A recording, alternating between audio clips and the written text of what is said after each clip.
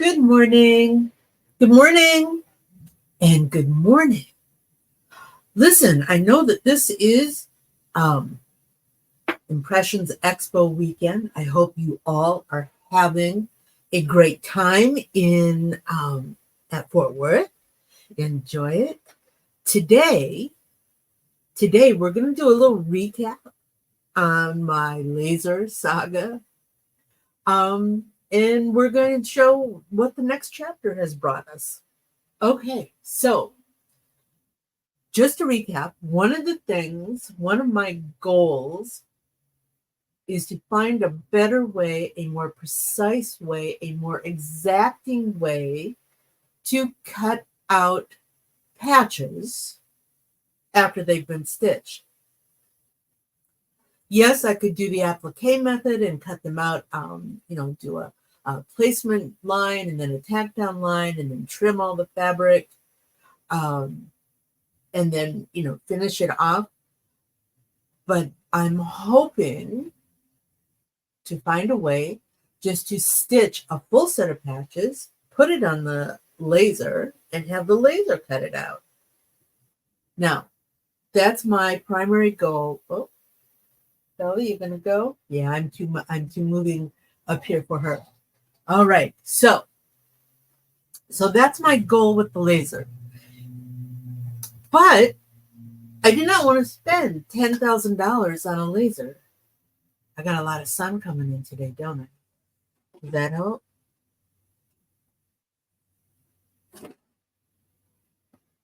Maybe a little. But I didn't want to spend $10,000, $15,000 on a laser engraver. First, I don't have room for a machine that size. Second, I did not want to spend the budget on that. I have other things I can spend my budget on. So I wanted this to be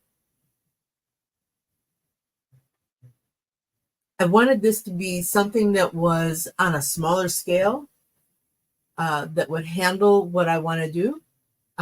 If I were doing production patches 24/7, then yes, that's where I would invest my money. But I'm not. The trimming of the laser, again, is just to give me a more precise way, a more exacting way to trim patches.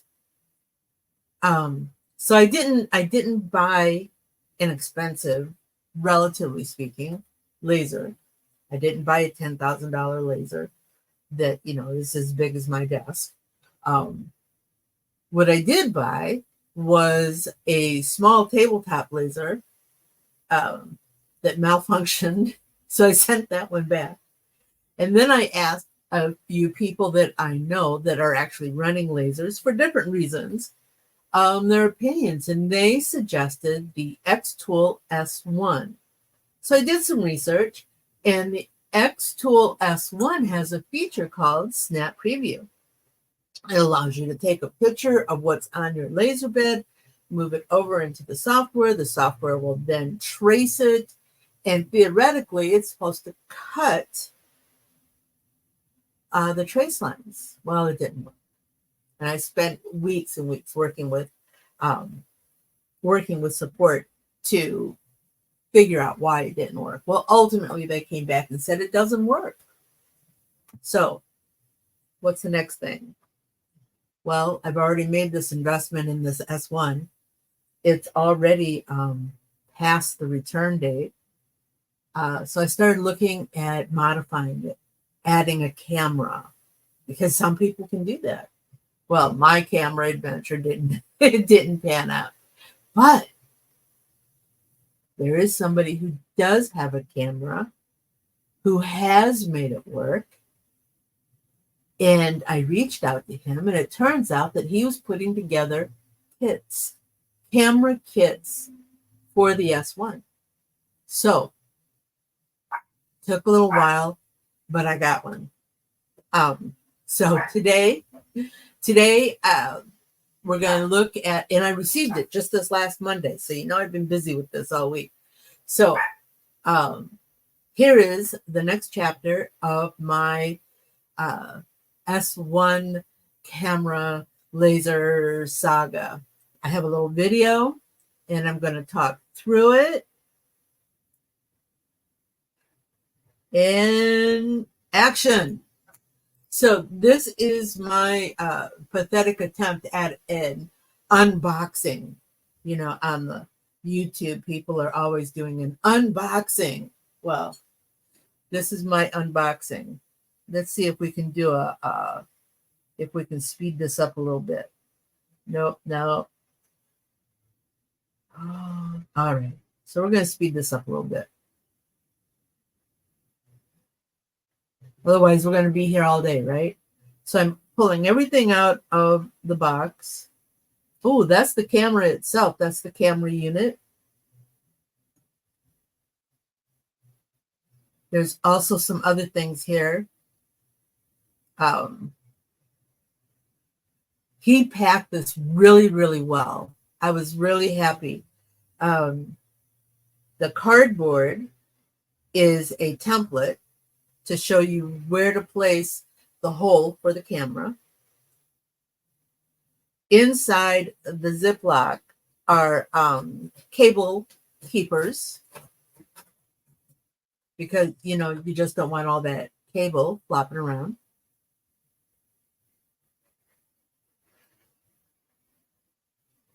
Our template.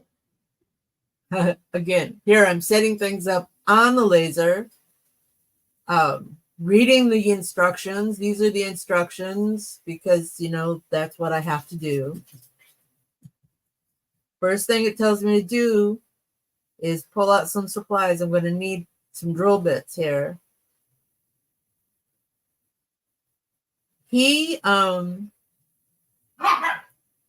did not need to do this step, the first step, because he had already done that. He had put the camera, set it up, and calibrated it, which is great. So I'm laying in my template, taping it into place. And then, of course, I placed a bit of tape underneath where the mark was because I didn't have a way to mark the top itself. Now I'm going to take and I put a support underneath the acrylic. And you want to do that because you don't want the acrylic to crack when you're drilling it. I also started with a pilot hole at his suggestion. And then, because I did not have an 11/16 drill bit, I used a step drill, which had an 11/16 mark on it. That's the step drill. And at some point, I'm going to pull the box out because it wasn't necessary anymore. That mark here is my 11/16 mark.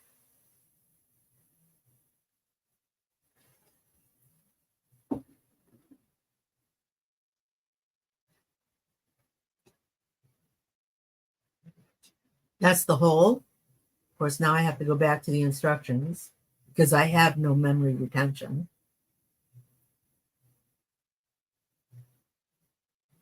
And, oh, we're going to pause here for a moment. This first hole here, the one that's already in my top, that was from me attempting to modify. Yeah, I can't replug it, but I can use my handy dandy duct tape later and cover it. So here we go again. Little hot glue, little the camera itself, he's got it marked so that you can know which way it needs to face. The housing itself, and he's made these housings to fit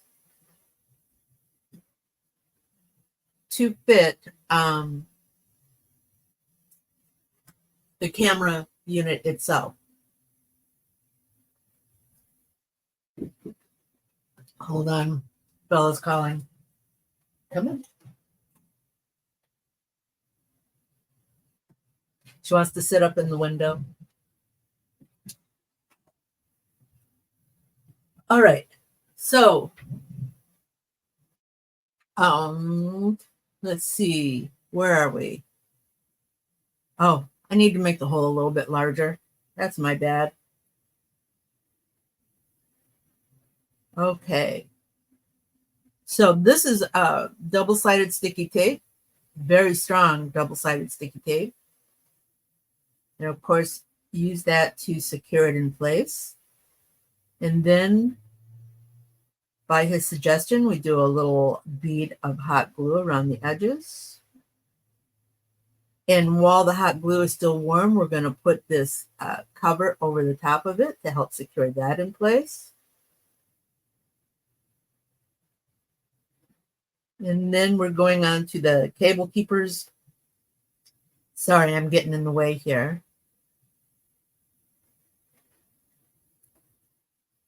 So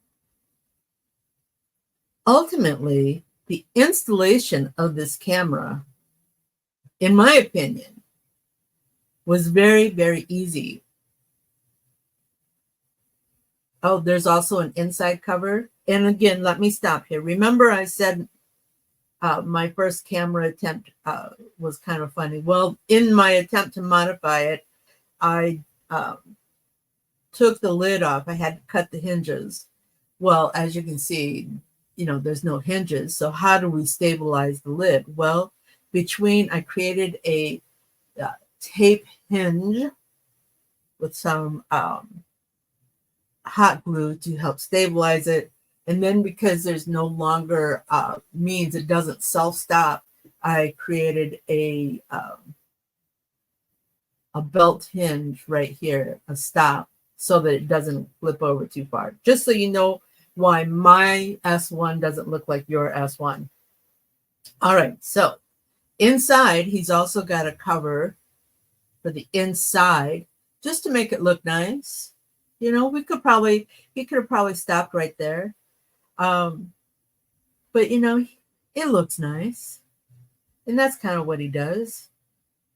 When he builds something, he makes it look nice. His name is Brian. He has a YouTube channel now.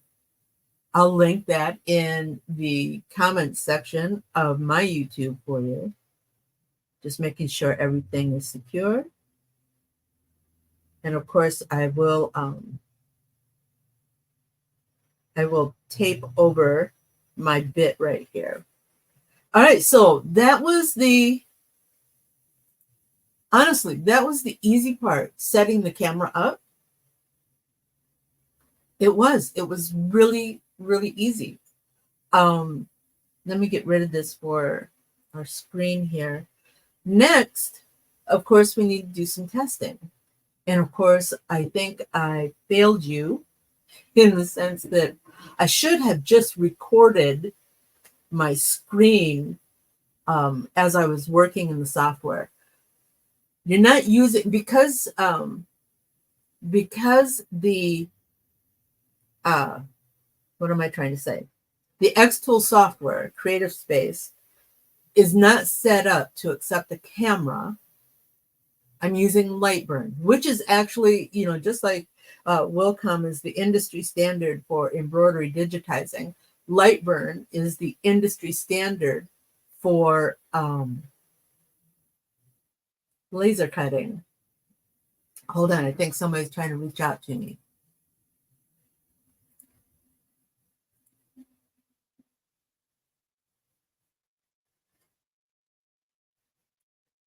All right, I'm back. So, and again, I did not record this. In fact, I barely took any screenshots. But one of the things that you have to do is you have to do what's called a camera alignment. Oh,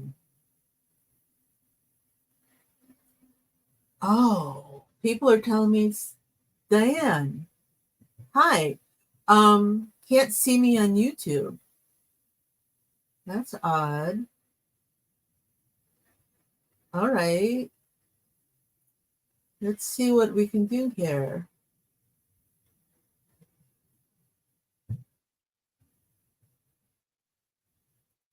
I'm sorry, people.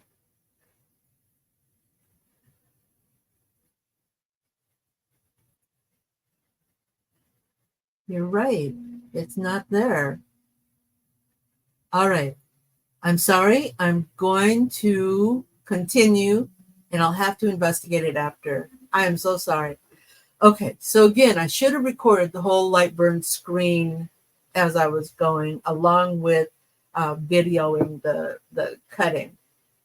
But what you have to do next is you have to do a camera alignment. And what that does is it burns positions on a board, and then you go through and you mark those positions in the software. From there, you're going to do a test cut. My first test cut, where'd it go? Where am I? Was a circle. And the very first one, it doesn't look like it, but this was my first cut right here. And you can see this is where the red line is where I told it to cut. This circle right here is where it did cut. Not a cut, a burn, a scoring. So I did some adjustments in the software, and this is the second cut. My red circle is where I placed it. This big open space is where it cut, which was great. I hadn't gotten that far before. All right, so that's the first one. Oops. Then I did another one. Yeah, I'm really happy here. Oops, get rid of that. And then it's got some shifting that you can do. I did some shifting, made some marks. But here, let me show you. Let me show you this. This is a piece of the twill that I use. This is a piece of the twill that I use when I create patches. This particular piece of twill has a heat adhesive backing on it, the paper that covers it, and because it's so well adhered, you can't see it, but there's also a layer of stabilizer here along with the twill. This is my patch layout. All right. This is also my test piece. And ultimately what I was trying to do is find my, just like in embroidery where you want to test on the fabric that you're working with, I wanted to test on the fabric that I'll be cutting. And what you may not know is that diode lasers, they're a blue laser, and they do not see white or clear.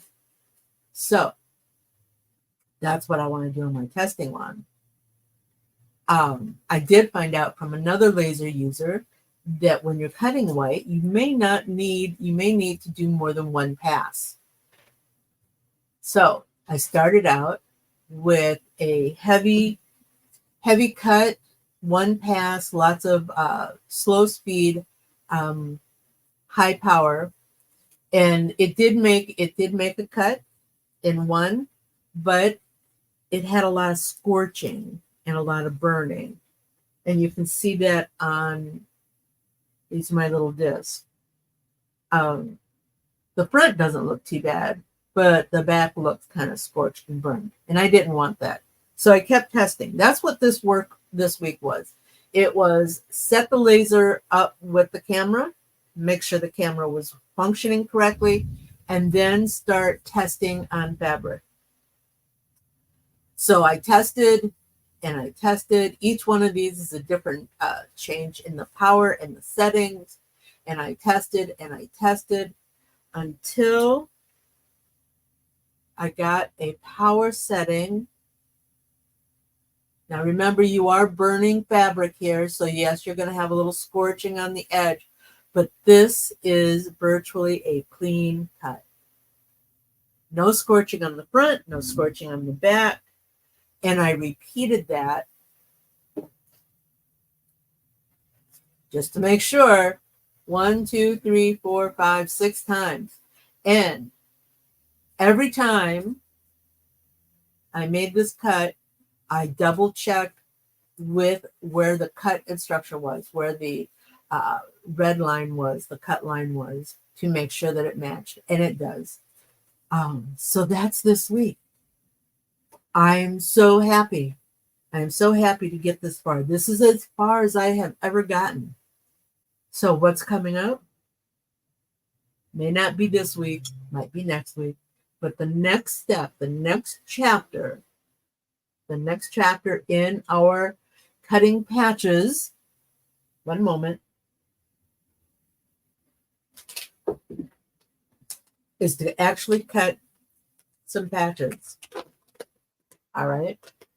I made 2 sets of patches here. This is, again, my fabric stabilizer and adhesive combination. I did not use, I just used a simple fill because what my goal is to cut outside the border edge by 0.5 millimeter, 1 millimeter. I have a dark border edge on white because because there's a trace function, and that trace function is going to help me align where the cut needs to be. And because not all patches come with a dark border, I also created a set with a light border. All right, so that's next. And all right, so we got through that. Now let's go back to our presentation today. For whatever reason,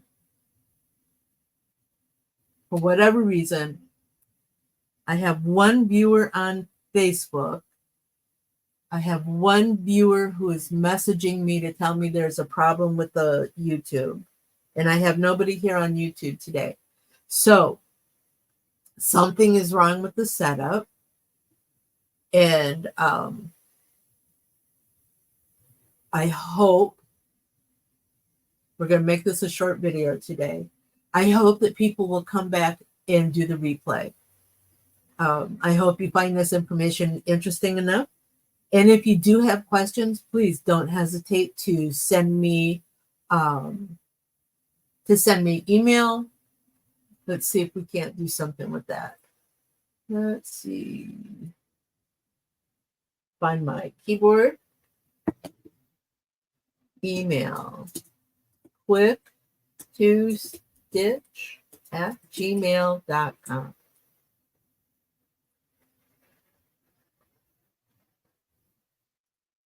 There you go. If you have any questions about this process, please don't hesitate to send me an email. You can also find me on Facebook. On Facebook, I am, let's see here.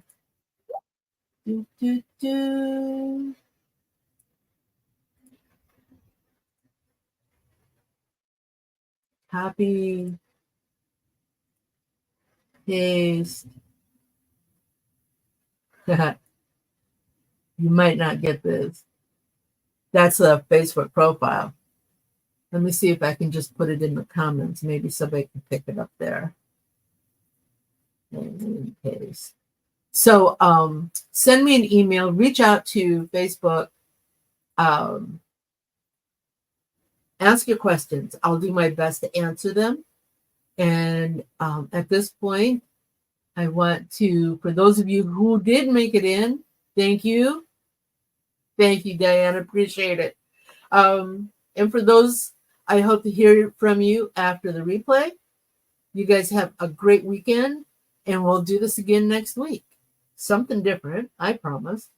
But thank you. And oops, I have, of course, I'm flustered now because things aren't moving right. Here we go. Wasn't that fun? Do you have more questions? Do you want to learn something new? Join me at quick2stitch.com for coffee and conversation, and we'll talk about it. Embroidery machines, designs, and business. Hope to see you soon. Bye now.